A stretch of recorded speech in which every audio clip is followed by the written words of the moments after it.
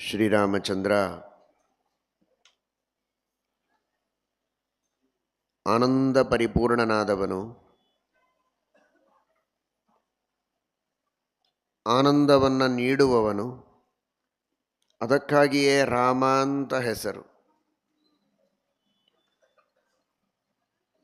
ಮೊನ್ನೆ ತಿಳಿದಿದ್ದೀರಿ, ಮಾ ಅಂದರೆ ಪರಿಮಿತಿ, ಅಮ ಪರಿಮಿತಿ ಇಲ್ಲದ ರ ಆನಂದ ಪರಮಾತ್ಮನಿಗಿದೆ. ಆದ್ದರಿಂದಲೇ ರಾಮ ಅಂತ. ರ ಅಮ, ರ ರಮಣ ಸುಖ, ಅಮ ಅಪರಿಮಿತವಾದದ್ದು ಭಗವಂತನಲ್ಲಿದೆ ಎನ್ನುವುದಕ್ಕಾಗಿ ರಾಮ ಎಂಬುದಾಗಿ ಶ್ರುತಿ ಹೇಳುತ್ತೆ, ವೇದ ಹೇಳುತ್ತದೆ ಅಂತ ಶ್ರೀಮದ್ ಆಚಾರ್ಯರು ಗೀತಾಭಾಷ್ಯದಲ್ಲಿ ತಿಳಿಸ್ತಾರೆ. ಅಂತಹ ಆನಂದರೂಪಿಯಾದ ಶ್ರೀರಾಮ ಆನಂದದಿಂದಲೇ ಇರ್ತಾನೆ ಹೊರತು ಕ್ರೋಧ ಇಲ್ಲ ಅಂತ, ಸಿಟ್ಟಿಲ್ಲ.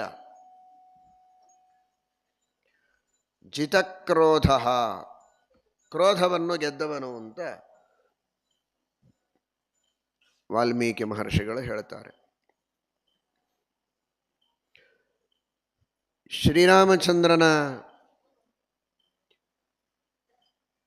ಮಹಿಮೆಯನ್ನು, ಅವನ ಸ್ವರೂಪವನ್ನು ಮೊದಲು ತಿಳಿದು ನಾವು ಹೇಗೆ ಅದನ್ನು ಅಳವಡಿಸಿಕೊಳ್ಳಬೇಕು ಅನ್ನುವ ಪ್ರಯತ್ನವನ್ನು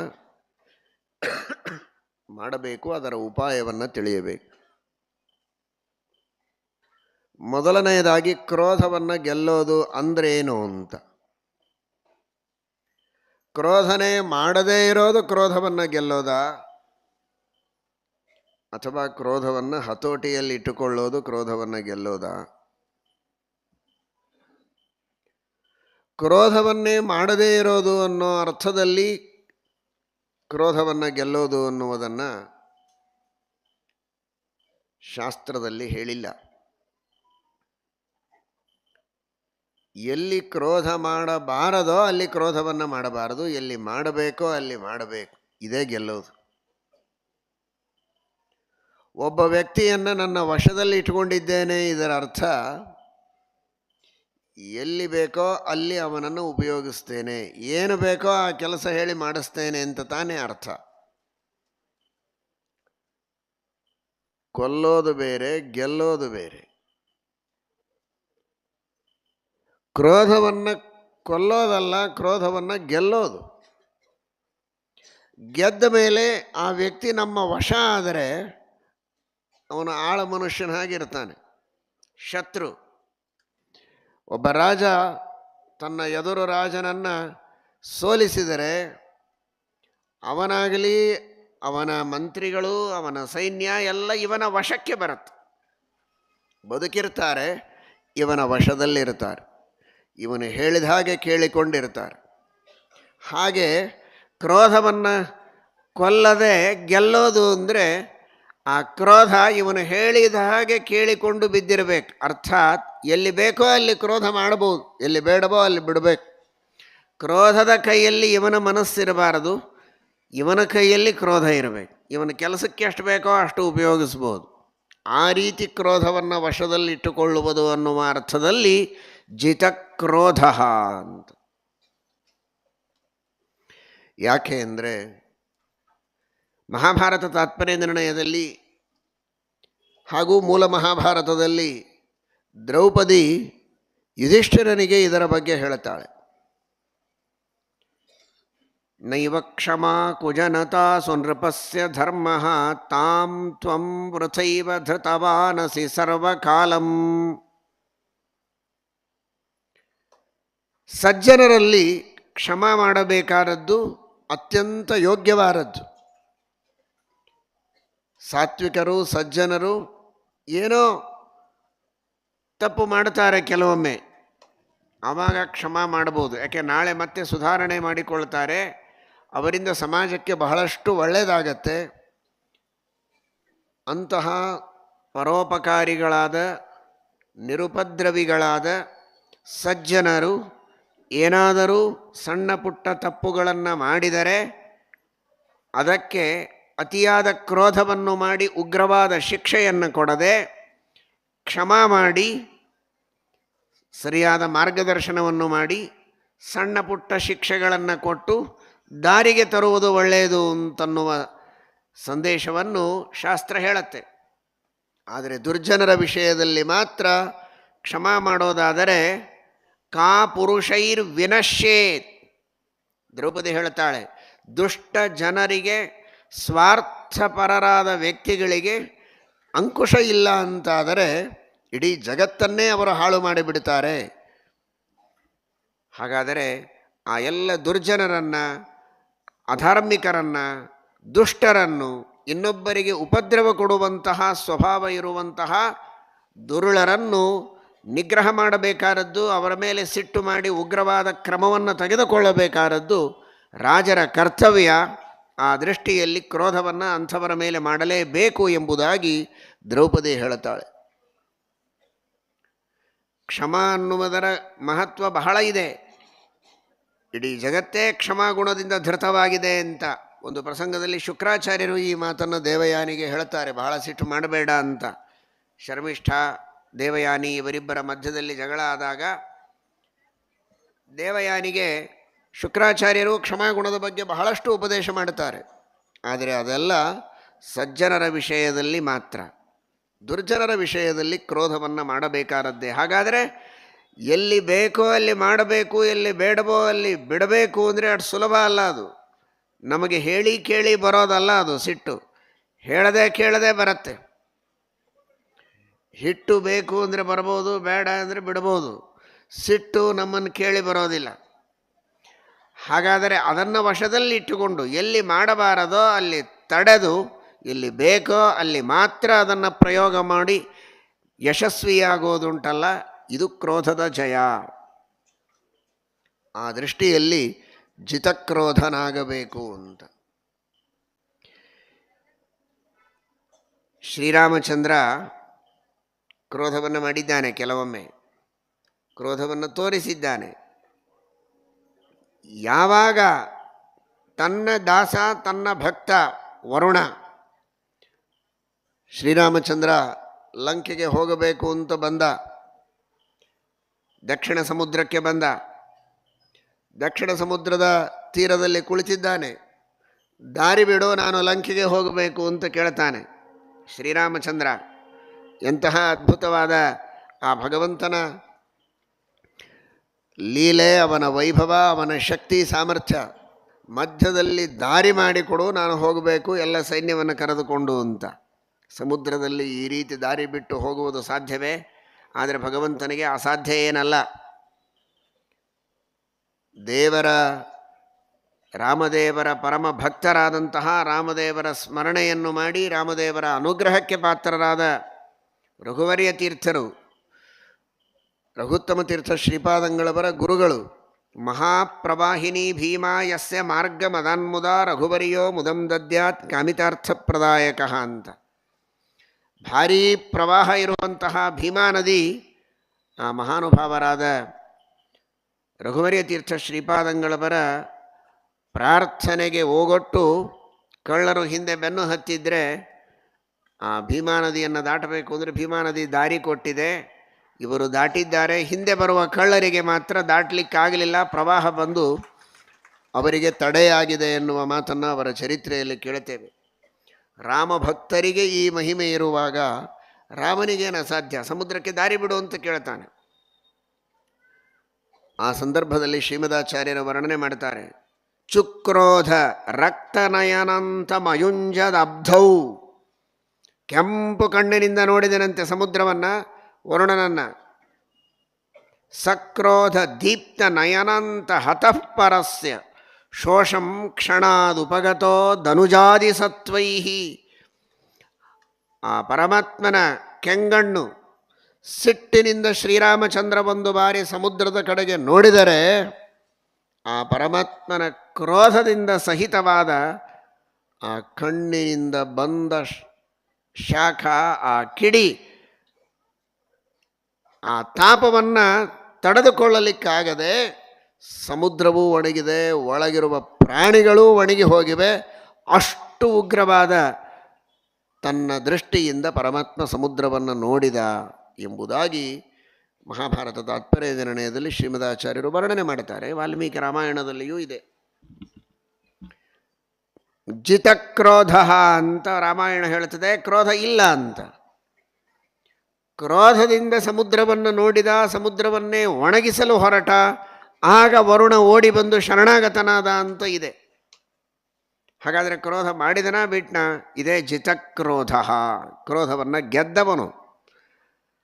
ಒಂದು ಕ್ಷಣ, ಒಂದೇ ಕ್ಷಣದಲ್ಲಿ, ಕ್ಷಣ ಅಂತಂತಿದೆ ತಾತ್ಪರ್ಯ ನಿರ್ಣಯದಲ್ಲಿ, ಶೋಷಂ ಕ್ಷಣಾದುಪಗತಃ ಧನುಜಾದಿ ಸತ್ವೈಹಿ, ಒಂದೇ ಕ್ಷಣದೊಳಗೆ ಒಣಗಿ ಹೋಗ್ತಾ ಇದೆ, ಕೂಡಲೇ ಬಂದು ಶರಣಾಗತನಾದ. ಅಷ್ಟೇ ಶೀಘ್ರದಲ್ಲಿ ಭಗವಂತ ವರುಣನ ಮೇಲೆ ಪ್ರೀತಿಯಿಂದ ಅನುಗ್ರಹವನ್ನೂ ಮಾಡಿದ್ದಾನೆ. ಕ್ರೋಧವನ್ನು ಗೆದ್ದಿದ್ದಿಲ್ಲ ಅಂದರೆ ಇದೆಲ್ಲ ಆಗುವುದಿಲ್ಲ. 3 ದಿವಸ ಪರಮಾತ್ಮ ಕಾಯ್ದಿದ್ದಾನೆ. 3 ದಿವಸ ಆದರೂ ನೀನು ಬಂದು ಭೇಟಿಯಾಗಿಲ್ಲ, ಶರಣಾಗತನಾಗಿಲ್ಲ, ಪ್ರಾರ್ಥನೆಯನ್ನು ಸಲ್ಲಿಸಿಲ್ಲ ಅಂತ. ಕ್ರೋಧ ಬಂದದ್ದು ಅವನು ಬಂದ ತಕ್ಷಣ ಈಗ ನೆನಪಾಯ್ತಾ ನಿನಗೆ ಅಂತ ಇನ್ನಷ್ಟು ಜೋರಾಗಿ ಸಿಟ್ಟಿನಿಂದ ಅವನನ್ನು ಬೈದು ಶಿಕ್ಷೆ ಕೊಡಬಹುದಾಗಿತ್ತು. ಆದರೆ ಭಗವಂತ ಅದನ್ನು ಮಾಡಲಿಲ್ಲ. ಯಾಕೆ ಅಂದರೆ ಇವನು ಸಜ್ಜನ. ವರುಣ ಪರಮಭಕ್ತ, ಭಗವಂತನ ದಾಸ, ಪರಮಾತ್ಮನ ಆಜ್ಞೆಯಂತೆಯೇ ಸಮುದ್ರಕ್ಕೆ ಅಭಿಮಾನಿಯಾಗಿ ಸೇವೆಯನ್ನು ಮಾಡ್ತಾ ಇದ್ದವನು. ಹಾಗಾಗಿ ಭಗವಂತ ಕೂಡಲೇ ಅವನನ್ನು ಕ್ಷಮಿಸಿದ್ದಾನೆ. ಸ್ವಲ್ಪ ಹೊತ್ತು ಮಾತ್ರ ಕ್ರೋಧವನ್ನು ತೋರಿಸಿದ, ಮತ್ತೆ ಕ್ಷಮಾವನ್ನು ಮಾಡಿದ್ದಾನೆ. ಆ ಕ್ರೋಧವೂ ಕೂಡ ಎಂತಹ ಕ್ರೋಧ ಅಂದರೆ ದೇವರಿಗೆ ಸಂತಾಪ ಇಲ್ಲ. ಸಾಮಾನ್ಯವಾಗಿ ನೀವೆಲ್ಲ ನೆನಪು ಮಾಡಿಕೊಳ್ಳಿ, ಯಾವಾಗ ನಿಮಗೆ ಸಿಟ್ಟು ಬಂದಿರ್ತದೆ ಅಂತ. ಹೇಗಿರುತ್ತೆ ಆ ಅವಸ್ಥೆ? ಮೈಯೆಲ್ಲ ಬಿಸಿ ಆಗ್ತದೆ. ಮೈಯೆಲ್ಲ ಬಿಸಿಯಾಗಿ ಇನ್ನೊಬ್ಬರಿಗೆ ತೊಂದರೆ ಕೊಡೋದಕ್ಕಿಂತಲೂ ನಮಗೇ ಹೆಚ್ಚು ತೊಂದರೆಯಾಗಿರುತ್ತದೆ. ಬಹಳ ಸಿಟ್ಟು ಬಂದಾಗ ನಡುಗುತ್ತಾನೆ ಮನುಷ್ಯ, ಮೈ ಕೆಂಪಾಗತ್ತೆ, ರಕ್ತ ಕುದಿಯತ್ತೆ, ತಲೆ ಬಿಸಿ ಆಗ್ತದೆ. ಈ ತರಹದ ಕ್ರೋಧ ಭಗವಂತನಿಗೆ ಉಂಟೋ ಅಂತ ಇಲ್ಲ. ಅವನು ರಾಮ, ಆನಂದ ರೂಪ, ಸಂತಾಪ ರೂಪವಾದ ಕ್ರೋಧ ಪರಮಾತ್ಮನಿಗೆ ಸರ್ವಥಾ ಇಲ್ಲವೇ ಇಲ್ಲ. ಆ ಕ್ರೋಧವಂತೂ ದೇವರಿಂದ ದೂರ. ಕ್ರೋಧ ಇದೆ. ಏನು ಕ್ರೋಧ ಅಂದರೆ ತಪ್ಪು ಮಾಡಿದವನಿಗೆ ಶಿಕ್ಷೆ ಕೊಡಬೇಕು ಅಂತ ದೇವರು ಸಂಕಲ್ಪ ಮಾಡುತ್ತಾನೆ. ಇದೇ ಕ್ರೋಧ, ದೇವರಲ್ಲಿರುವ ಕ್ರೋಧ ಅಂದರೆ. ಯಾದವಾರ್ಯರು ಹೇಳುತ್ತಾರೆ, ಸಂತಾಪ ರೂಪ ಕ್ರೋಧ ನ ಪ್ರತೀಪ ಬುದ್ಧಿ.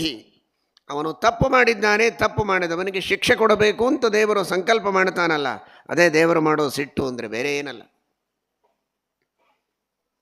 ಯಾಕೆಂದರೆ ದೇವರಿಗೆ ಕ್ರೋಧ ಇಲ್ಲ ಅಂತ ಇಷ್ಟು ಗೊತ್ತಾಗಿಬಿಟ್ರೆ ಸಾಕು ಜನಗಳಿಗೆ. ಹಾಗಾದರೆ ನಾವು ಏನು ತಪ್ಪು ಮಾಡಿದರೂ ನಡೀತದೆ. ಸಿಟ್ಟು ಬಂದರೆ ತಾನೇ ನಮಗೆ ಕಷ್ಟ ಕೊಡಬೇಕು, ನರಕ ಕೊಡಬೇಕು. ಅವನಿಗೇ ಸಿಟ್ಟಿಲ್ಲ ಅಂದರೆ, ಯಾವಾಗಲೂ ಕ್ಷಮಾನೇ ಮಾಡೋದಾದರೆ ನಾವೇನು ತಪ್ಪು ಮಾಡಿದರೂ ನಡೆಯುತ್ತೆ ಅಂತ. ಅವಶ್ಯವಾಗಿ ದೇವರಿಗೆ ಕ್ರೋಧ ಇದೆ. ತಪ್ಪು ಮಾಡಿದವರಿಗೆ ಶಿಕ್ಷೆ ಕೊಡಬೇಕು ಅನ್ನುವಂತಹ ದೃಢವಾದ ಸಂಕಲ್ಪ ಇದೆ, ಅದೇ ಕ್ರೋಧ. ಆ ತರಹದ ಕ್ರೋಧ ಪರಮಾತ್ಮನಿಗೆ ಉಂಟು. ವರುಣ ಕೂಡಲೇ ಬಂದು ಶರಣಾಗತನಾಗಲಿಲ್ಲ ಅನ್ನುವುದಕ್ಕಾಗಿ ತಾತ್ಕಾಲಿಕವಾಗಿ ಅವನಿಗೆ ಹೆದರಿಸಬೇಕು ಅನ್ನೋ ಸಂಕಲ್ಪ ಮಾಡಿದ, ಅದೇ ಕ್ರೋಧ.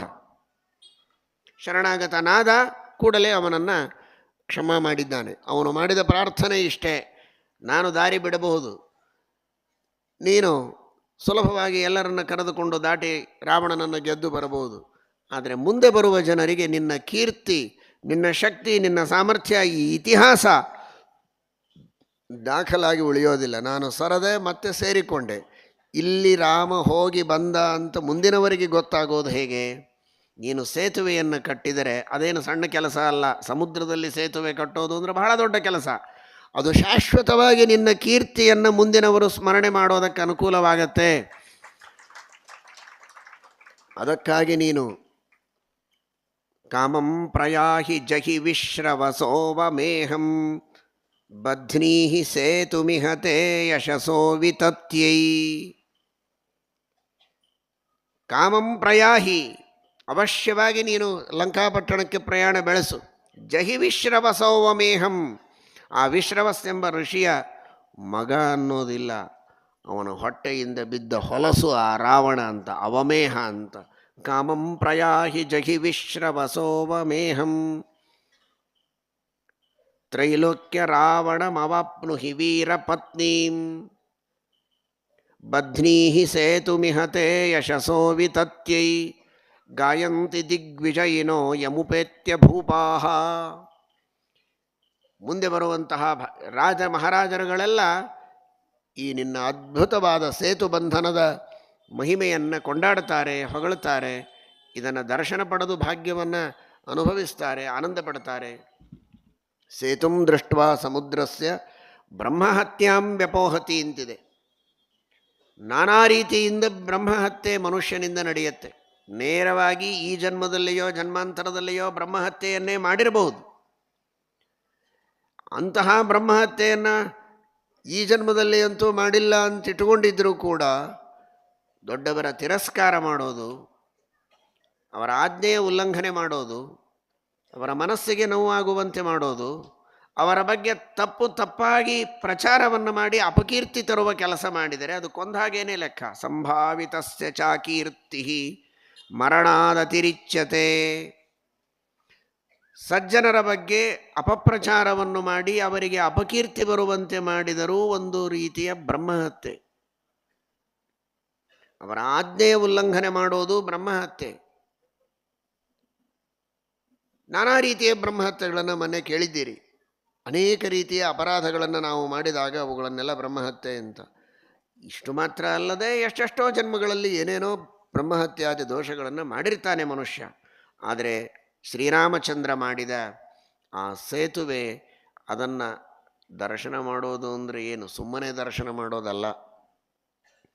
ಹೇಗೆ ದರ್ಶನ ಮಾಡಬೇಕು ಅನ್ನುವುದನ್ನು ಹೇಳಿದ್ದಾರೆ ವ್ಯಾಸರಾಜರು ಹಾಗೂ ವಿದ್ಯಾಧೀಶ ತೀರ್ಥರು.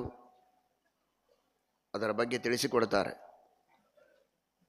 ಯಾವಾಗ ವ್ಯಾಸರಾಜರು ನ್ಯಾಯಾಮೃತದಲ್ಲಿ, ವಿದ್ಯಾಧೀಶ ತೀರ್ಥರು ವಾಕ್ಯಾರ್ಥ ಚಂದ್ರಿಕಾ ಗ್ರಂಥದಲ್ಲಿ ಹೇಳ್ತಾರೆ, ನಡೀತಾ ಹೋಗಬೇಕು, ಸುಮ್ಮನೆ ನೇರವಾಗಿ ಫ್ಲೈಟಲ್ಲಿ ಹೋಗಿ ಹೆಲಿಕಾಪ್ಟರಲ್ಲೇ ಕುಳಿತು ದರ್ಶನ ಮಾಡ್ಕೊಂಡು ಬಂದರೆ ಅಲ್ಲ. ನಿಮ್ಮ ಮನೆಯಿಂದ ನಡೀತಾ ಹೋಗಬೇಕು, ಕಾಲಲ್ಲಿ ಚಪ್ಪಲಿ ಇಲ್ಲದೆ.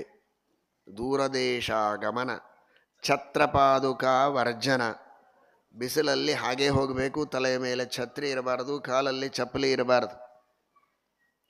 ಸ್ವಕೃತ ದೋಷೋದ್ಘೋಷಣ. ಅಲ್ಲಿ ರಾಮೇಶ್ವರಕ್ಕೆ ಹೋಗಿ ನಿಮಗೆ ಯಾವ ಭಾಷೆ ಬರ್ತದೆ ಆ ಭಾಷೆಯ ಜನರನ್ನು ಕೂಡಿಸಿ ನೀವೇನು ತಪ್ಪು ಮಾಡಿದ್ದೀರಿ ಅನ್ನೋದನ್ನು ಹೇಳಬೇಕು. ಬೇಕಾದಷ್ಟು ಜನ ಬರಲಿ ಹೇಳ್ತೀನಿ ಅಂತ. ಯಾಕಂದರೆ ಅವರಿಗೆ ಅಲ್ಲಿದ್ದವರಿಗೆ ಕನ್ನಡ ತಿಳಿಯೋದಿಲ್ಲ, ಹೇಳಿಬಿಡೋದು. ಅದಲ್ಲ, ನಿಮ್ಮ ಜೊತೆಗೆ ಬಂದಿರ್ತಾರಲ್ಲ ನಿಮ್ಮ ಭಾಷೆ ತಿಳಿಯುವವರು, ನಿಮ್ಮ ಭಾಷೆ ತಿಳಿಯುವವರ ಮುಂದೆ ನಿಮ್ಮ ದೋಷವನ್ನು ಹೇಳಿಕೊಳ್ಳಬೇಕು. ಆ ರೀತಿ ಹೇಳಿಕೊಂಡು ಭಕ್ತಿಯಿಂದ ಸಂಕಲ್ಪಪೂರ್ವಕವಾಗಿ ಸ್ನಾನ ಮಾಡಿ ಸೇತು ದರ್ಶನವನ್ನು ಮಾಡಿದರೆ ಪಾಪಗಳ ಪರಿಹಾರ ಆಗ್ತದೆ, ಬ್ರಹ್ಮಹತ್ಯಾ ನಿವೃತ್ತಿ ಆಗ್ತದೆ ಎಂಬುದಾಗಿ ತಿಳಿಸಿಕೊಟ್ಟಿದ್ದಾರೆ. ಅಂತೂ ಅಂತಹ ಮುಂದೆ ಬರುವ ಕೋಟಿ ಕೋಟಿ ಭಕ್ತರಿಗೆ ಸೇತು ದರ್ಶನದಿಂದ ಬ್ರಹ್ಮಹತ್ಯಾ ನಿವೃತ್ತಿಯಾಗಬೇಕು. ಆ ಮಹಿಮೆಯನ್ನು ಅವರು ಕೊಂಡಾಡಬೇಕು.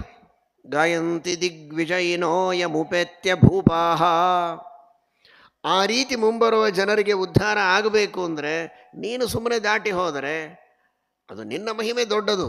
ಆದರೆ ಮುಂದಿನ ಜನಕ್ಕೆ ಈ ಲಾಭ ಮಾಡಿಕೊಡುವುದಕ್ಕಾಗಿ ದಯಮಾಡಿ ಸಾನುಕ್ರೋಶ, ನನ್ನ ಮೇಲೆ ದಯಮಾಡಿ ಸೇತು ಬಂಧನವನ್ನು ಮಾಡಿ ನೀನು ಹೋಗು ಅಂತ ಪ್ರಾರ್ಥನೆಯನ್ನು ಮಾಡ್ತಾನೆ ವರುಣ. ತಥಾಸ್ತು ಅಂತ ಕ್ಷಮಾ ಮಾಡಿ ಅವನ ಮಾತಿಗೆ ಪರಮಾತ್ಮ ಸ್ವೀಕಾರವನ್ನು ಮಾಡಿ ಸೇತು ಬಂಧನವನ್ನು ಮಾಡುತ್ತಾನೆ. ಇದು ಜಿತಕ್ರೋಧ. ಏನಿಲ್ಲ, ನಾನು ಹೇಳಿದ್ದೇನೆ ದಾರಿ ಬಿಡಬೇಕು ಅಂತ ಬಿಟ್ಟೇ ಆಗಬೇಕು. ಬಿಟ್ಟಿಲ್ಲ ಅಂದರೆ ನೀನು ಸಂಹಾರನೆ ಮಾಡ್ತೀನಿ ಎನ್ಬೋದಾಗಿತ್ತು, ಮಾಡಲಿಲ್ಲ. ಯಾಕೆಂದರೆ ಅವನು ಸಜ್ಜನ. ತಾತ್ಕಾಲಿಕವಾಗಿ ಅವನು ಬಂದು ಪ್ರಾರ್ಥಿಸಿಲ್ಲ ಅನ್ನುವುದಕ್ಕೆ ಮಾತ್ರ ತನ್ನ ಮಹಿಮೆಯನ್ನು ತೋರಿಸಿದ, ಬಿಟ್ಟರೆ ಅವನನ್ನು ಕ್ಷಮಾ ಮಾಡಿದ. ಇದು ಕ್ರೋಧದ ಜಯ. ಜಿತಕ್ರೋಧ. ಕ್ರೋಧವೇ ಇಲ್ಲ ಅಂತ ಹೇಳಿದ್ದಾರೆ, ಕ್ರೋಧ ತೋರಿಸಿದ ಅಂತ ಯಾರೂ ತಪ್ಪು ತಿಳಿಯಬೇಡಿ. ಕ್ರೋಧವನ್ನು ಗೆದ್ದವನು ಶ್ರೀರಾಮ ಅನ್ನುವುದಕ್ಕೆ ಇದು ಉದಾಹರಣೆ. ಈ ತರಹ ಶ್ರೀರಾಮಚಂದ್ರನ ಆ ಜಿತಕ್ರೋಧತ್ವವನ್ನು ನಾವು ಅರ್ಥ ಮಾಡಿಕೊಳ್ಳಬೇಕು. ಈ ಕ್ರೋಧ ಅನ್ನುವ ಶಬ್ದ ಏನಿದೆ ನೋಡಿ, ಇದನ್ನು ಸ್ವಲ್ಪ ಬಿಡಿಸಿ, ಇದಕ್ಕೆ ನಿರ್ವಚನ ಮಾಡೋದು ಅಂತಾರೆ. ಕರೋಧ ಕ್ರೋಧ ಅಂತ. ಕ ಅಂದರೆ ಸುಖ, ಸಂಸ್ಕೃತ ಭಾಷೆಯಲ್ಲಿ ಕ ಅಂದರೆ ಸುಖ. ಕ ಅಂದರೆ ಯಾಕೆ ಸುಖ ಅಂದರೆ, ಕ ಅನ್ನುವ ಶಬ್ದದ ಮೂಲ ಧಾತು ಕೈ ಶಬ್ದೆ ಅಂತ. ಕೈ ಶಬ್ದ ಅಂದರೆ ನಿಮ್ಮ ಕನ್ನಡದ ಕೈ ಶಬ್ದ ಅಲ್ಲ, ಅದು ಬೇರೆ ಅರ್ಥದಲ್ಲಿ ಬರ್ತದೆ. ಕೈ ಅಂತ ಧಾತು, ಅದರ ಅರ್ಥ ಶಬ್ದ ಮಾಡೋದು ಅಂತ. ಮನುಷ್ಯನಿಗೆ ಆನಂದವಾದಾಗ ಶಬ್ದ ಮಾಡ್ತಾನೆ, ಜೋರಾಗಿ ಅಟ್ಟಹಾಸ ಮಾಡ್ತಾನೆ, ಹಾಡ್ತಾನೆ. ಹಾಗಾಗಿ ಆನಂದದ ಶಬ್ದಗಳು ಹೊರಗೆ ಬರುವಂತೆ ಮಾಡುವುದಕ್ಕೆ ಒಳಗಿನ ಆನಂದವೇ ಕಾರಣ. ಆದ್ದರಿಂದ ಅದಕ್ಕೆ ಕ ಅಂತ ಕರೀತಾರೆ. ಅಂತಹ ಆನಂದ ಇದು ಕ. ಅದರ ರೋಧ ಅಂದರೆ ಪ್ರತಿರೋಧ, ತಡೆ. ಕ ಆನಂದದ ರೋಧ ಪ್ರತಿರೋಧ ಯಾವುದರಿಂದ ಆಗತ್ತೋ ಅದು ಕ್ರೋಧ. ದೇವರ ಆನಂದಕ್ಕೆ ರೋಧ ಇಲ್ಲ, ತಪ್ಪು ಮಾಡಿದವರ ಆನಂದಕ್ಕೆ ಪರಮಾತ್ಮನಿಂದ ಪ್ರತಿರೋಧ ಇದೆ. ನಮ್ಮೆಲ್ಲರ ಕ್ರೋಧ ಹಾಗಿರೋದಿಲ್ಲ. ಇನ್ನೊಬ್ಬರಿಗೆ ಎಷ್ಟು ಆನಂದದ ಪ್ರತಿರೋಧವಾಗತ್ತೋ ಬಿಡತ್ತೋ, ಯಾರು ಕ್ರೋಧ ಮಾಡ್ತಾನಲ್ಲ ಅವನ ಆನಂದಕ್ಕೇನೆ ಪ್ರತಿರೋಧ ಆಗತ್ತೆ, ಅವನಿಗೇ ತಳಮಳ ಆಗ್ತದೆ, ಸಂತಾಪ ಆಗತ್ತೆ. ನಮ್ಮೆಲ್ಲರ ಕ್ರೋಧ ಅಂದರೆ ಆ ತರಹದ ಕ್ರೋಧ. ಆದ್ದರಿಂದಲೇ ನಾವು ಅಜಿತ ಕ್ರೋಧರು, ಕ್ರೋಧ ಗೆದ್ದವರಲ್ಲ ನಾವು. ಕ್ರೋಧ ಇದು ನಮ್ಮನ್ನು ಗೆಲ್ತದೆ. ಕ್ರೋಧದಿಂದ ನಮ್ಮ ಮನಸ್ಸು ಸಂತಪ್ತವಾಗತ್ತೆ ಅಂದರೆ ನಮ್ಮನ್ನು ಕ್ರೋಧ ಗೆದ್ದ ಹಾಗೆ, ನಮ್ಮನ್ನು ಕ್ರೋಧ ಆಳಿದ ಹಾಗೆ. ಆದರೆ ಭಗವಂತನ ಕ್ರೋಧ ಮಾತ್ರ ಇನ್ನೊಬ್ಬರಿಗೆ ಮಾತ್ರ, ತಪ್ಪು ಮಾಡಿದವರಿಗೆ ಶಿಕ್ಷೆ ಕೊಡುತ್ತೆ. ಆದ್ದರಿಂದ ಅವನು ಕ್ರೋಧವನ್ನು ಗೆದ್ದವ. ಹಾಗಾಗಿ ಜಿತಕ್ರೋಧ ಅಂತ.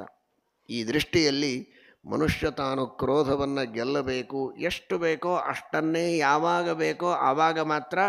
ತಪ್ಪು ಮಾಡಿದವರ ಮೇಲೆ ಮಾತ್ರ, ತಪ್ಪು ಎಷ್ಟು ಪ್ರಮಾಣದಲ್ಲಿದೆ ಅಷ್ಟು ಮಾತ್ರ ಕ್ರೋಧವನ್ನು ಮಾಡಬೇಕು. ಇದೇ ಕ್ರೋಧವನ್ನು ಗೆಲ್ಲೋದು. ಅದು ಗೆಲ್ಲಬೇಕಾಗಿದ್ದರೆ ಶ್ರೀರಾಮಚಂದ್ರನನ್ನು ನಾವು ಉಪಾಸನೆ ಮಾಡಬೇಕು. ಚಿತಕ್ರೋಧನಾಗಿದ್ದಾನೆ ಅಂತನ್ನುವುದನ್ನು ನೆನೆಸ್ತಾ ಆ ರಾಮನಾಮ ಸ್ಮರಣವನ್ನು ಮಾಡಿದರೆ ನಮಗೂ ಕ್ರೋಧವನ್ನು ತಕ್ಕ ಮಟ್ಟಿಗೆ ಗೆಲ್ಲುವುದಕ್ಕೆ ದೇವರು ಶಕ್ತಿಯನ್ನು ಕೊಡ್ತಾನೆ ಎಂಬುದಾಗಿ ನಾವು ಅರ್ಥ ಮಾಡಿಕೊಳ್ಳಬೇಕು. ಇದು ಆ ಜಿತಕ್ರೋಧತೆ ಅಂತ. ಭಗವಂತನ ಮಡದಿಯಾದ ಮಹಾಲಕ್ಷ್ಮೀದೇವಿ ಶ್ರೀ ಸೂಕ್ತದ ಪಠನವನ್ನು ಯಾರು ಚೆನ್ನಾಗಿ ಮಾಡ್ತಾರೆ, ಮಹಾಲಕ್ಷ್ಮೀದೇವಿಯ ಸ್ಮರಣೆಯನ್ನಾದರೂ ಚೆನ್ನಾಗಿ ಮಾಡ್ತಾರೆ, ಅವಳ ಮಹಿಮೆಯನ್ನು ತಿಳಿದು ಭಕ್ತಿಯಿಂದ ಅವಳ ಸ್ತೋತ್ರವನ್ನು ಹೇಳ್ತಾರೆ, ಅಂಥವರಿಗೂ ಕೂಡ ಕ್ರೋಧದ ಜಯವಾಗತ್ತೆ ಎಂಬುದಾಗಿ ತಿಳಿಸಿಕೊಟ್ಟಿದ್ದಾರೆ. ನ ಕ್ರೋಧೋ ನ ಚ ಮಾತ್ಸರ್ಯಂ ನ ಲೋಭೋ ನಾಶುಭಾಮತಿ ಅಂತ. ಆ ರೀತಿ ಮಹಾಲಕ್ಷ್ಮಿಯ ಉಪಾಸನೆ ಮಾಡಿದರೆ ಕ್ರೋಧವನ್ನು ಗೆಲ್ಲಬಹುದು ಅಂತ ತಿಳಿಸಿಕೊಟ್ಟಿದ್ದಾರೆ. ಶ್ರೀರಾಮಚಂದ್ರನನ್ನು ಜಿತಕ್ರೋಧ ಅಂತ ಉಪಾಸನೆ ಮಾಡೋದು, ಮಹಾಲಕ್ಷ್ಮೀ ದೇವಿಯನ್ನು ಉಪಾಸನೆ ಮಾಡಿ ಅವಳ ಅನುಗ್ರಹವನ್ನು ಪಡೆಯೋದು, ಅದರಿಂದಲೂ ಕ್ರೋಧವನ್ನು ಗೆಲ್ಲುವುದಕ್ಕೆ ಸಾಧ್ಯ. ಶ್ರೀಮದ್ ಆಚಾರ್ಯರು ಇದನ್ನು ಹೇಳ್ತಾರೆ, ವೇದ ಮಂತ್ರದಲ್ಲಿಯೂ ಇದೆ. ಶ್ರೀಮದಾಚಾರ್ಯರು ಹೇಳ್ತಾರೆ, ಷಡ್ವರ್ಗ ನಿಗ್ರಹ ನಿರಸ್ತ ಸಮಸ್ತ ದೋಷಾ ಧ್ಯಾಯಂತಿ ವಿಷ್ಣು ಋಷಯೋ ಯದಪಾಂಗಲೇಶಂ ಆಶ್ರಿತ್ಯ ಯಾನಪಿ ಸಮೇತ್ಯ ನಯಾತಿ ದುಃಖಂ ಶ್ರೀರ್ಯತ್ಕಟಾಕ್ಷ ಬಲವತ್ಯಜಿತನ್ನಮಾಮಿ. ಷಡ್ವರ್ಗ ಕಾಮ ಕ್ರೋಧ ಲೋಭ ಮೋಹ ಮದ ಮಾತ್ಸರ್ಯ, ಆರೂ ದೋಷಗಳನ್ನು ಕಳೆದುಕೊಂಡು ಪರಮಾತ್ಮನ ಉಪಾಸನೆಯನ್ನು ಮಾಡುವುದಕ್ಕೆ ಸಾಧ್ಯ ಇದೆ. ಶಾಂತ ಮನಸ್ಸಿನಿಂದ ಭಗವದುಪಾಸನೆಯನ್ನು ಮಾಡಿ ಜ್ಞಾನವನ್ನು ಪಡೆದು ಮೋಕ್ಷವನ್ನು ಹೊಂದಬಹುದು ಲಕ್ಷ್ಮೀ ಕಟಾಕ್ಷಕ್ಕೆ ಪಾತ್ರರಾದವರು. ಅಂತಹ ಲಕ್ಷ್ಮೀದೇವಿಗೂ ತನ್ನ ಕಟಾಕ್ಷದಿಂದ ಅನುಗ್ರಹ ಮಾಡುವವನು ಭಗವಂತ ಅಂತ ಶ್ರೀಮದಾಚಾರ್ಯರು ವರ್ಣನೆ ಮಾಡಿದ್ದಾರೆ. ಹಾಗಾಗಿ ರಾಮನ ಉಪಾಸನೆ ಹಾಗೂ ಮಹಾಲಕ್ಷ್ಮೀದೇವಿಯ ಉಪಾಸನೆ ಎರಡನ್ನೂ ಮಾಡಿ, ಸೀತೆಯ ಉಪಾಸನೆಯನ್ನು ಮಾಡಿ ನಾವು ಕ್ರೋಧವನ್ನು ಗೆಲ್ಲಬೇಕು. ಅದಕ್ಕಾಗಿಯೂ ಪರಮಾತ್ಮನನ್ನು ಜಿತಕ್ರೋಧ ಅಂತ ವಾಲ್ಮೀಕಿಗಳು ಕರೆದದ್ದು. ಯಾಕೆಂದರೆ ಜಿತಕ್ರೋಧ ಅಂದರೆ ಇವನ ಹೆಂಡತಿ ಸೀತೆ ಅವಳು ಜಿತಕ್ರೋಧಳಾಗಿದ್ದಾಳೆ ಅಂತ. ನಿಜವಾಗಿ ಎಷ್ಟು ಸಿಟ್ಟು ಮಾಡಬೇಕಾಗಿತ್ತು ಸೀತೆ? ಗಂಡನ ಮೇಲೂ ಸಿಟ್ಟು ಮಾಡಬೇಕಾಗಿತ್ತು, ಮಾವನ ಮೇಲೆ ಮಾಡಬೇಕಾಗಿತ್ತು, ಅತ್ತೆಯ ಮೇಲೆ ಮಾಡಬೇಕಾಗಿತ್ತು, ಎಲ್ಲಕ್ಕೂ ಹೆಚ್ಚಾಗಿ ಕೈಕೇಯಿ ಮೇಲೆ ಒಂದೇ ಒಂದು ಮಾತಾಡಿಲ್ಲ. ಮೂಲ ರೂಪದಲ್ಲಿ ಅವಳು ಜಿತಕ್ರೋಧಳು, ಅವಳ ಸ್ತೋತ್ರ ಮಾಡಿದರೆ ಕ್ರೋಧವನ್ನು ಗೆಲ್ಲಬಹುದು ಅಂತ ವೇದಾದಿಗಳಲ್ಲಿ ಹೇಳಿದ್ದಾರೆ ಎನ್ನುವುದು ಒಂದು. ಅವತಾರದಲ್ಲಿ ಅವಳು ತೋರಿಸಿದ ರೀತಿ ನೋಡಿದರೆ ಎಂತಹ ಜಿತಕ್ರೋಧಳು! ಏನು ಒಂದು ಸಣ್ಣ ಅಪೇಕ್ಷೆಯನ್ನು ಪೂರ್ಣ ಮಾಡದೇ ಇದ್ದರೆ ಸಿಟ್ಟು ಬರುತ್ತೆ. ನಿನ್ನೆ ಕೇಳಿದಿರಿ ಸತ್ಯವರರ ಪಾದಕ ಸ್ತೋತ್ರದಲ್ಲಿ ಹೇಗೆ ತಾರುಣ್ಯದಲ್ಲಿ ಸಿಟ್ಟು ಬರುತ್ತೆ ಅಂತ. ಅಂತಹ ನವ ತಾರುಣ್ಯ, ಅದೇ ಮದುವೆಯಾಗಿದೆ. ಯಾವ ಅರಮನೆ, ಯಾವ ರಾಜ್ಯ, ಯೌವರಾಜ್ಯ, ಚಕ್ರಾಧಿಪತ್ಯ ಇದನ್ನೆಲ್ಲ ತೋರಿಸಿ ಮದುವೆ ಮಾಡಿ ಇದ್ದಕ್ಕಿದ್ದ ಹಾಗೆ ಅರಣ್ಯಕ್ಕೆ ಕರೆದುಕೊಂಡು ಹೋಗೋದಾದರೆ ಜಗಳ ಆಡಬಹುದಾಗಿತ್ತು, ಸಿಟ್ಟು ಮಾಡಬಹುದಾಗಿತ್ತು, ಸಿಟ್ಟು ಮಾಡಿಕೊಂಡು ಹೋಗಬಹುದಾಗಿತ್ತು. ಜಿತಕ್ರೋಧಳಾಗಿದ್ದಾಳೆ. ಯಾವ ಕ್ರೋಧ ಇಲ್ಲ.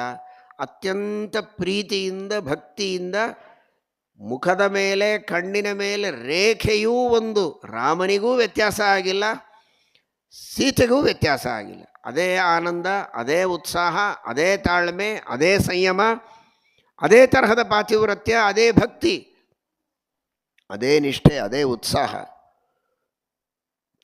ಇದನ್ನು ಅವಳು ತೋರಿಸಿ ಜಿತಕ್ರೋಧಳಾಗಿ ಮೆರೆದಿದ್ದಾಳೆ. ಅಂತಹ ಸೀತಾಮಾತೆಯನ್ನು, ಶ್ರೀರಾಮಚಂದ್ರನನ್ನು ಉಪಾಸನೆ ಮಾಡಿದರೆ ನಾವು ಕ್ರೋಧವನ್ನು ಗೆಲ್ಲಬಹುದು ಅಂತ ರಾಮಾಯಣ ನಮಗೆ ತಿಳಿಸಿಕೊಡ್ತಾ ಇದೆ. ಜಿತಕ್ರೋಧರು ಭೀಮಸೇನ ದೇವರು ಕಥೆ ಕೇಳಿದರೆ ನಿನ್ನೆ. ಕ್ರೋಧವಶ ಅಂತ ಹೆಸರಿನ ಅನೇಕ ದೈತ್ಯರು, ಆ ಕ್ರೋಧವಶ ಎಂಬ ಅತೀ ದುಷ್ಟರಾದ ಅವಧ್ಯರಾದ ದೈತ್ಯರನ್ನು ಸಂಹಾರ ಮಾಡಿ ಅವರೆಲ್ಲರನ್ನ ಗೆದ್ದವರು ಭೀಮಸೇನ ದೇವರು. ಜಿತಕ್ರೋಧರು, ಜಿತಕ್ರೋಧಳು ಸೀತೆ, ಜಿತಕ್ರೋಧರು ಭೀಮಸೇನ ದೇವರು. ಇವರಿಬ್ಬರನ್ನೂ ತನ್ನ ಮಡದಿಯನ್ನಾಗಿ ಸೀತೆಯನ್ನು, ಮಗನನ್ನಾಗಿ ಭೀಮನನ್ನು, ವಾಯುದೇವರನ್ನು ಪಡೆದವನು ಶ್ರೀರಾಮಚಂದ್ರ. ಆದ್ದರಿಂದ ಅವನು ಜಿತಕ್ರೋಧ. ಜಿತಕ್ರೋಧ ಅಸ್ತಿ ಅಸ್ಯ ಇತಿ ಜಿತಕ್ರೋಧ, ಜಿತಕ್ರೋಧ ಅಸ್ಯ ಅಸ್ತಿ ಇತಿ ಜಿತಕ್ರೋಧ. ಹೆಂಡತಿಯಾಗಿ ಜಿತಕ್ರೋಧಳಿದ್ದಾಳೆ, ಮಗನಾಗಿ ವಾಯು ಇದ್ದಾನೆ ಅನ್ನುವುದಕ್ಕಾಗಿ ಜಿತಕ್ರೋಧ ಪರಮಾತ್ಮ ಎಂಬುದಾಗಿ ನಾವು ಚಿಂತನೆ ಮಾಡಿದರೆ ಆ ಕ್ರೋಧವನ್ನು ಗೆಲ್ಲುವ ಶಕ್ತಿಯನ್ನು ಭಗವಂತ ನಮಗೆ ಕೊಡ್ತಾನೆ.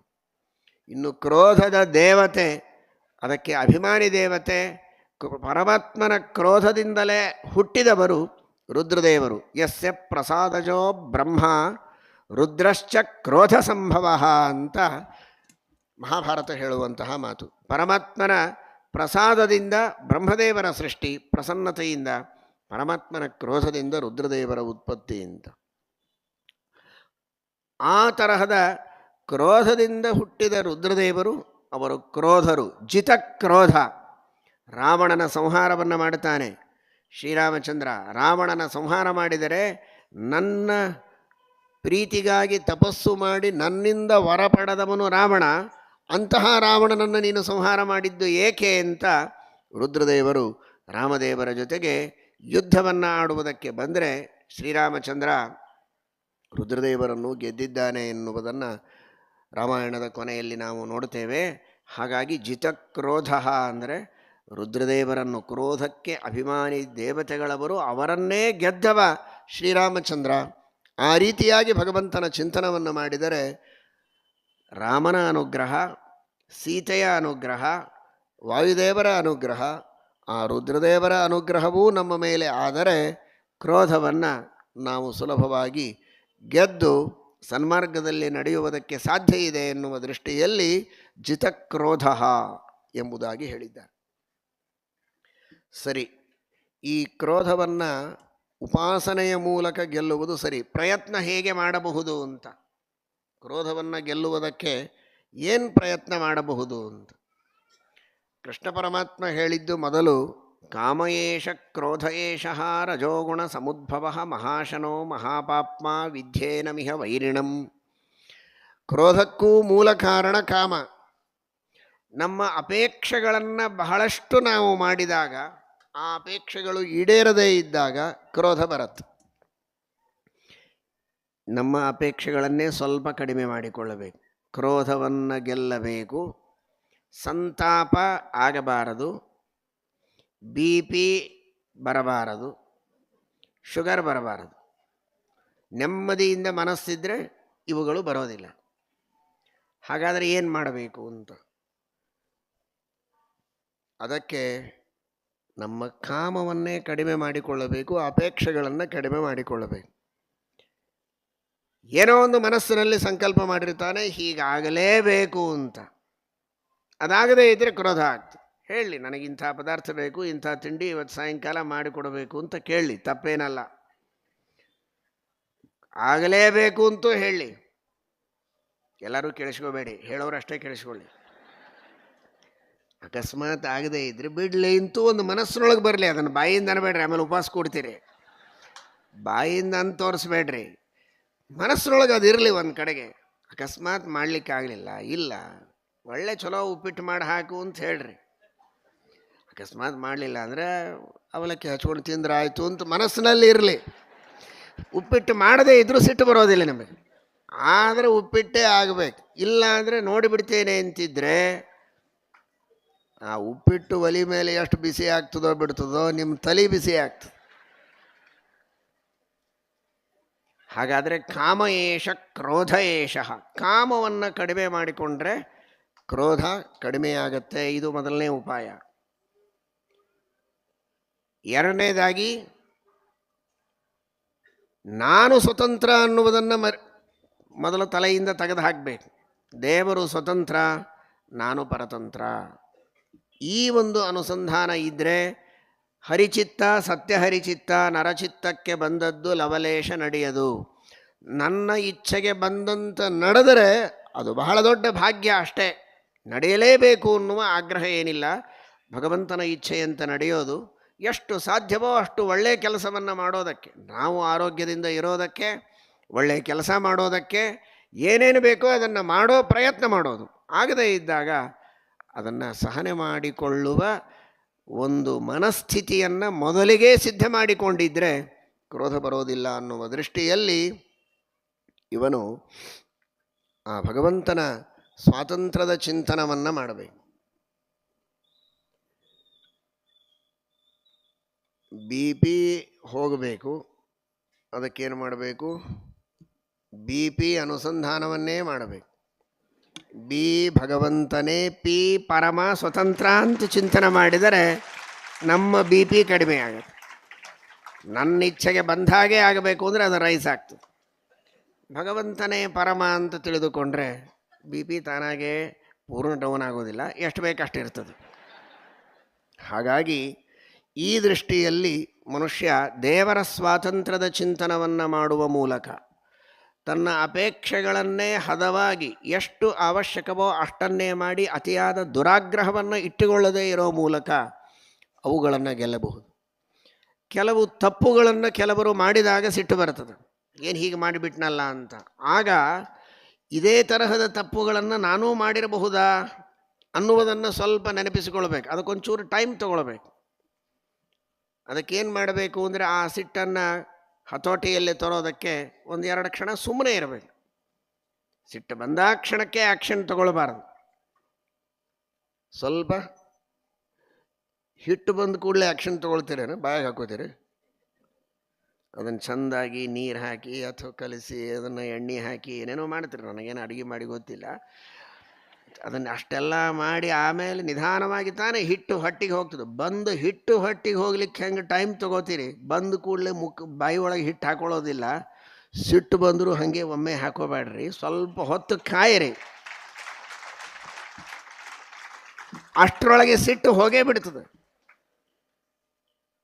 ಈ ತರಹದ ತಪ್ಪು ನನ್ನಿಂದಲೂ ನಡೆದಿತ್ತೆ. ನಡೆದಾಗ ಯಾವ ಕಾರಣದಿಂದ ನಾನು ಆ ತಪ್ಪು ಮಾಡುವ ಅನಿವಾರ್ಯತೆ ನನಗೆ ಬಂದಿತ್ತು, ಯಾಕೆ ನಾನು ತಪ್ಪು ಮಾಡಿದೆ? ಇದೇ ತರಹದ ತಪ್ಪೇ ನಾನು ಮಾಡಿದ್ದೆ. ಯಾವುದೋ ಒಂದು ಪದಾರ್ಥ ತೊಗೊಂಡ, ಗ್ಲಾಸು ಯಾರೋ ಒಡೆದ, ಸಿಟ್ಟು ಬಂತು. ನಾನು ಸಣ್ಣವಿದ್ದಾಗ ಭಾಳಷ್ಟು ಒಡೆದಿದ್ದೆ. ಹಾಗಾದರೆ ಇದರರ್ಥ ಒಡೆಯುವವರಿಗೆ ಪರ್ಮಿಷನ್ ಅಲ್ಲ, ಅವನಿಗೆ ತಿದ್ದಿ ಹೇಳುವುದು ಬೇರೆ. ಆದರೆ ಬಹಳಷ್ಟು ಸಿಟ್ಟು ಮಾಡುವುದು ಅಪಾಯಕಾರಿಯಾದದ್ದು. ಒಬ್ಬ ಪುಟ್ಟ ಹುಡುಗ ಕಾರ ಮೇಲೆ ಏನೋ ಗೀಚ್ತಾ ಇದ್ನಂತ. ಏನೋ ಕಾರ ಮೇಲೆ ಗೀಚ್ತಾ ಇದ್ದಾನೆ ಅಂತ ಹೇಳಿ ಅಟ್ಟದ ಮೇಲಿರುವಂತಹ ಅಪ್ಪನಿಗೆ ಬಹಳ ಸಿಟ್ಟು ಬಂತು. ಕೆಳಗೆ ಹೊಸ ಕಾರು, 1 ದಿವಸ 2 ದಿವಸ ಆಗಿದೆ ತಂದು, ಏನು 1 ಕೋಟಿ 2 ಕೋಟಿ 3 ಕೋಟಿ ಹಾಕಿ ಭಾರೀ ಕಾರು ಅಂತ ತೊಗೊಂಡು ಬಂದಾನೆ. ಇವನೇನೋ ತೊಗೊಂಡು ಅದನ್ನು ಗೀಚ್ತಾ ಇದ್ದಾನೆ. ಸಿಟ್ಟು ಬಂದು ಜೋರಾಗಿ ಹೊಡೆದು ಬಿಟ್ಟ, ಹಿಂದೆ ಮುಂದೆ ವಿಚಾರ ಮಾಡಲಿಲ್ಲ. ಅದೇನು ಕೈ ಫ್ರ್ಯಾಕ್ಚರ್ ಆಗುವಷ್ಟು ಜೋರಾಗಿ ಹೊಡೆದ. ಓ ಅಂತ ಅಳ್ತಾ ಇದೆ ಮಗು. ಮತ್ತು ಮಗನೇ ಇದ್ದಾನೆ ಅನ್ನೋದಕ್ಕೋಸ್ಕರ ಅಡ್ಮಿಟ್ ಮಾಡಿದ, ಎಲ್ಲ ಆಯಿತು, ಪ್ಲಾಸ್ಟರ್ ಹಾಕಿದರು. ಏನು ಬರಿತಾ ಇದ್ದಾನೆ, ಏನಾದರೂ ಗೀಚಾನೆ ಅಂತ ನೋಡ್ಲಿಕ್ಕೆ ಹೋದರೆ ಅವರ ತಂದೆ ಹೆಸರು ಬರೆದು ನಿನ್ನ ಮೇಲೆ ನಾನು ಭಾಳ ಪ್ರೀತಿ ಮಾಡ್ತೇನೆ ಅಂತ ಬರೆದಿದ್ದ ಅವನು ಪಾಪ. ಅದನ್ನು ನೋಡಿದರೆ ಅವನಿಗೆ ಕಣ್ಣೀರು ಬಂದು ಹೋಯ್ತು. ಎಂಥ ಕೆಲಸ ಮಾಡಿದೆ ನಾನು, ನನ್ನ ಮೇಲೆ ಇಷ್ಟು ಪ್ರೀತಿ ಮಾಡ್ತದೆ ಮಗು, ನಾನು ಹೋಗಿ ಹೊಡೆದು ಬಿಟ್ಟನೆಲ್ಲ ಅವನಂತ. ಏನು ಮಾಡೋದು, ಕೈ ಮುರಿದು ಹೋಗಿತ್ತು. ಹಾಗಾದರೆ 1-2 ನಿಮಿಷ, ಕಾರು ದೊಡ್ಡದ, ಮಗ ದೊಡ್ಡವನ? ಕಾರು ಅಲ್ಲ, ಕಾರಿನ ಬಣ್ಣ ದೊಡ್ಡದ, ಮಗ ದೊಡ್ಡವನ? ಇದನ್ನು ಆಲೋಚನೆ ಮಾಡುವುದಕ್ಕೆ ಸಮಯ ಬೇಕು. ಆ ಸಮಯ ತೆಗೆದುಕೊಂಡ್ರೆ ಸಿಟ್ಟನ್ನು ಗೆಲ್ಲಬಹುದು. ಆ ದೃಷ್ಟಿಯಲ್ಲಿ ಸಮಯ ಹೇಗೆ 1 2 3 4 ಅಂತ ಎಣಿಸ್ತಾ ಅದೊಂದು ಸಂಕಲ್ಪ. ಸಿಟ್ಟು ಬಂದ ಮೇಲೆ 10 ಎಣಿಸಿ ಆಮೇಲೆ ಆ್ಯಕ್ಷನ್ ತಗೊಳ್ಳೋದು ಅಂತ ಇಟ್ಕೊಂಡ್ಬಿಡಿ. ಜಿತಕ್ರೋಧ, ಕ್ರೋಧ ಗೆದ್ದ ಹಾಗೆ. ಆ 10 ಎಣಿಸುವುದರೊಳಗೆ ನಿಮ್ಮ ಆಲೋಚನೆಗಳೆಲ್ಲ ಬರ್ತಾ ಹೋಗ್ತವೆ. ಏನೇನೋ ಎಣಿಸ್ಬೇಡ್ರಿ. 10 ಅಂದರೆ ನೀವೇನೇನೋ ಯಾವುದೋ ಕತ್ತಿ ನಾಯಿ ಎಣಿಸ್ಬೇಡ್ರಿ. ಮತ್ಸ್ಯ, ಕೂರ್ಮ, ವರಾಹ, ನರಸಿಂಹ, ವಾಮನ, ಭಾರ್ಗವ, ರಾಘವ, ಕೃಷ್ಣ, ಬುದ್ಧ, ಕಲ್ಕಿ, ಆ ಭಗವಂತನ ದಶಾವತಾರ ಎಣಿಸಿದರೆ ಈ ಕಡೆಗೆ ಅನುಗ್ರಹದ ಧಾರೆಯೂ ಬರ್ತದೆ, ಜೊತೆಗೆ ಆಲೋಚನೆಗೆ ಅವಕಾಶವೂ ಸಿಗತ್ತೆ. ಚಿಂತನವನ್ನು ಮಾಡಿ ಅಪರಾಧಕ್ಕೆ ತಕ್ಕಂತೆ ಸರಿಯಾದ ಪ್ರತಿಕ್ರಿಯೆಯನ್ನು ಮಾತ್ರ ಮಾಡುವುದು ಸಾಧ್ಯವಾಗತ್ತೆ, ಅತಿರೇಕ ಆಗೋದಿಲ್ಲ. ಈ ದೃಷ್ಟಿಯಲ್ಲಿ ಮನುಷ್ಯ ಸಮಯ ತೆಗೆದುಕೊಂಡು ಜಿತಕ್ರೋಧನಾಗಬಹುದು, ಭಗವಂತನ ಪಾರಮ್ಯವನ್ನು ಸ್ಮರಿಸಿ ಜಿತಕ್ರೋಧನಾಗಬಹುದು, ಸ್ವಾಪರಾಧದ ಚಿಂತನವನ್ನು ಮಾಡಿ ಜಿತಕ್ರೋಧನಾಗಬಹುದು. ಈ ಎಲ್ಲ ದೃಷ್ಟಿಯ ಮತ್ತು ಅದರಿಂದಾಗುವ ಅನರ್ಥವನ್ನು ತಿಳಿದು ಜಿತಕ್ರೋಧನಾಗಬೇಕು. ಕೆಲವೊಮ್ಮೆ ಸಿಟ್ಟು ವ್ಯರ್ಥ, ಕೆಲವೊಮ್ಮೆ ಅನರ್ಥಕಾರಿ, ಅವುಗಳ ಬಗ್ಗೆಯೂ ಚಿಂತನೆ ಮಾಡಿ ಕ್ರೋಧವನ್ನು ಗೆಲ್ಲಬೇಕು. ಕಾಮವನ್ನು ಕಡಿಮೆ ಮಾಡಿಕೊಂಡು ಕ್ರೋಧವನ್ನು ಗೆಲ್ಲಬೇಕು. ಆದರೆ ಕ್ರೋಧವನ್ನು ಪೂರ್ಣವಾಗಿ ಕೊಲ್ಲಬಾರದು, ಅದನ್ನು ಇಟ್ಟುಕೊಳ್ಳಬೇಕು. ಅದನ್ನು ನಿನ್ನೆ ಯಾರೋ ಉಪನ್ಯಾಸಕಾರರು ಹೇಳಿದರು. ಹಾವು ಪೂರ್ಣವಾಗಿ ತನ್ನ ಕ್ರೋಧವನ್ನೇ ಬಿಟ್ಟರೆ ಎಲ್ಲರೂ ಅದನ್ನು ತುಳಿದು ಹೊಡೆದು ಬಡದು ಅದಕ್ಕೆ ಪೀಡೆ ಕೊಡೋದಕ್ಕೆ ಪ್ರಾರಂಭ ಮಾಡಿದರು ಅಂತ. ಆ ರೀತಿ ಪೂರ್ಣವಾಗಿ ಕ್ರೋಧವನ್ನು ಬಿಟ್ಟಿರೋದಲ್ಲ, ಕ್ರೋಧವನ್ನು ಇಟ್ಟುಕೊಂಡು ಅದನ್ನು ಗೆದ್ದು ವಶದಲ್ಲಿಟ್ಟುಕೊಂಡು ಬೇಕಾದಾಗ ಅದನ್ನು ಉಪಯೋಗಿಸಬೇಕು ಅನ್ನುವ ಅರ್ಥದಲ್ಲಿ ಜಿತಕ್ರೋಧನಾಗಬೇಕು ಅನ್ನುವ ಸಂದೇಶವನ್ನು ವಾಲ್ಮೀಕಿ ರಾಮಾಯಣ ನಮಗೆ ನೀಡ್ತಾ ಇದೆ. ಸಾನುಕ್ರೋಶಃ ಜಿತಕ್ರೋಧಃ. ಬ್ರಾಹ್ಮಣ ಪ್ರತಿಪೂಜಕಃ ಎಂಬುದಾಗಿ ಶ್ರೀರಾಮಚಂದ್ರನ ಅದ್ಭುತವಾದ ಗುಣವನ್ನು ವರ್ಣನೆ ಮಾಡಿದ್ದಾರೆ. ಅಂತಹ ರಾಮನ, ಸೀತೆಯ, ಮುಖ್ಯ ಪ್ರಾಣದೇವರ, ಮಹಾರುದ್ರದೇವರ, ಎಲ್ಲ ಋಷಿ ಮುನಿಗಳ ವಿಶೇಷವಾದಂತಹ ಅನುಗ್ರಹದಿಂದ ಕ್ರೋಧವನ್ನು ಗೆಲ್ಲುವಂತಹ ಪ್ರಯತ್ನ ಮಾಡಬೇಕು. ನಮ್ಮ ಪೀಠ ಪರಂಪರೆಯಲ್ಲಿ ಬಂದ ಮಹಾನುಭಾವರು ಶ್ರೀಮತ್ ಸತ್ಯಾಭಿನವ ತೀರ್ಥ ಶ್ರೀಪಾದಂಗಳವರು. ಸತ್ಯಾಭಿನವ ತೀರ್ಥ ಶ್ರೀಪಾದಂಗಳವರ ಕಾಲದಲ್ಲಿ ಶ್ರೀಮಠದ ಸಂಪತ್ತನ್ನು ದೋಚಿಕೊಂಡು ಹೋಗಬೇಕು ಅಂತ ಸುಮಾರು 300 ಜನ ಕಳ್ಳರು ಗುದ್ದಂಟಿ ಎನ್ನುವಂತಹ ಗ್ರಾಮ, ಅವರೆಲ್ಲ ಆ ಚಿಕ್ಕ ಹಳ್ಳಿ ಯಜಮಾನನ ಮನೆ, ಸಣ್ಣ ಮನೆ, ರಾಮದೇವರ ಪೆಟ್ಟಿಗೆ ಸ್ವಾಮಿಗಳಿಗೆ ಮಾತ್ರ ಅವಕಾಶ ಇತ್ತು. ಉಳಿದವರೆಲ್ಲ ಬಯಲಲ್ಲೇ ಮಲಗಿಕೊಳ್ಳುವ ಅನಿವಾರ್ಯತೆ. ಜನ ಮಾತ್ರ ಅಲ್ಲ, ಆಸ್ತಿ ಅರ್ಥಾತ್ ಮಂಟಪ ಪದಾರ್ಥಗಳು, ಶ್ರೀಮಠದ ಸಂಪತ್ತೆಲ್ಲ ಬಯಲಲ್ಲಿದೆ, ಕಾವಲುಗಾರರು ಕಾಯ್ತಾ ಇದ್ದಾರೆ. ಆ 300 ಜನ ಕಳ್ಳರು ಒಂದೇ ಸಲ ಬಂದರು. ಕೈಯಲ್ಲಿ ಆಯುಧಗಳು, ಕೊಳ್ಳಿಗಳು, ಬೆಂಕಿಯ ಕೊಳ್ಳಿಗಳು, ಆಯುಧಗಳು,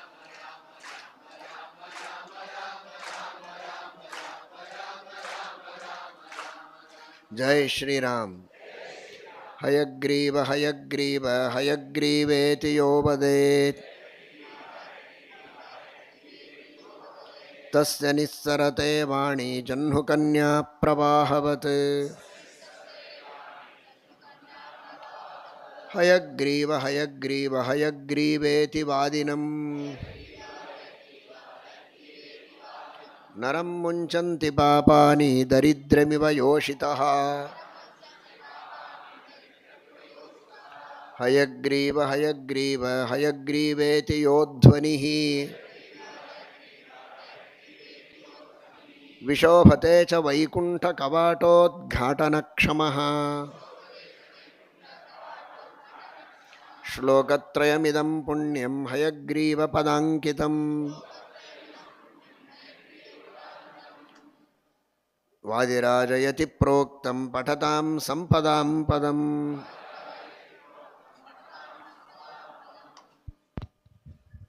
ಎಲ್ಲರೂ ಹಯಗ್ರೀವ ನಾಮಸ್ಮರಣವನ್ನು ವಿಶೇಷವಾಗಿ ಈ ಸಪ್ತರಾತ್ರೋತ್ಸವದಲ್ಲಿ ಮಾಡಬೇಕು, ಮುಂದೂ ಮಾಡ್ತಾ ಇರಬೇಕು. ಈಗ ವಿಶೇಷವಾಗಿ ಹೆಚ್ಚಿನ ಸಂಖ್ಯೆಯಲ್ಲಿ ಮಾಡಿ ಹಯಗ್ರೀವ ದೇವರ ಅನುಗ್ರಹವನ್ನು ಪಡೆಯಬೇಕು. ನಿಮಗೆಲ್ಲ ಅನ್ನುವುದಕ್ಕೆ ಅನುಕೂಲ ಆಗಲಿ ಅಂತ ಅದನ್ನು ರೆಕಾರ್ಡ್ ಮಾಡಿಯೂ ಕೂಡ ಬಿಟ್ಟಿದ್ದಾರೆ. ಯಾವಾಗಲೂ ಅದನ್ನು ಕೇಳ್ತಾ ಮನಸ್ಸಿನಲ್ಲಿ ನಾಮ ಸಂಕೀರ್ತನ ಮಾಡಿ ಉತ್ತಮವಾದ ಶುದ್ಧವಾದ ವಿದ್ಯೆಯನ್ನು ಜ್ಞಾನವನ್ನು ಎಲ್ಲರೂ ಪಡೆದು ಧನ್ಯರಾಗಬೇಕು.